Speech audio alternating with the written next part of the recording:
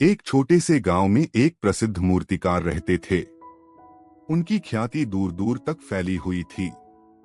उनके बनाई हुई मूर्तियां जीवंत लगती थीं। उन्हें अपनी कला पर बहुत गर्व था। उनके एक छोटा बेटा भी था जो अपने पिता को मूर्तियां बनाते हुए देखता था।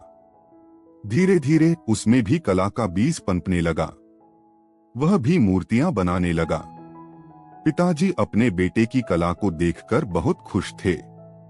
उन्होंने बेटे को मूर्तिकला सिखाना शुरू किया। बेटा भी बहुत मेहनती था। उसने अपने पिता से बहुत कुछ सीखा।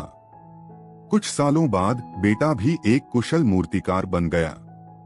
उसकी मूर्तियां भी पिताजी की तरह ही जीवंत लगने लगीं। जब बेटा एक कुशल मूर्तिकार बन गया तो उसे अपने पिता की कला से बेहतर कला बनानी थी। लेकिन पिताजी हमेशा अपने बेटे की मूर्तियों में कोई न कोई कमी निकाल देते थे। यह बेटे को परेशान करने लगा।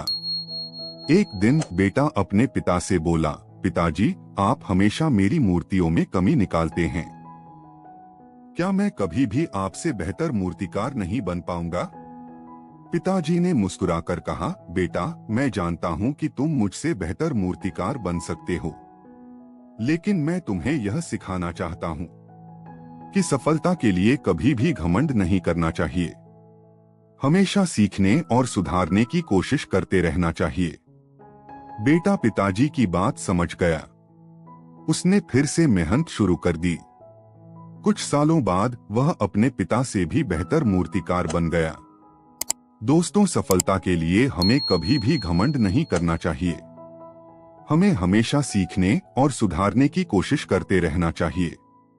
और एक अच्छा पिता अपने बच्चे को सफलता के लिए सही मार्गदर्शन देता है।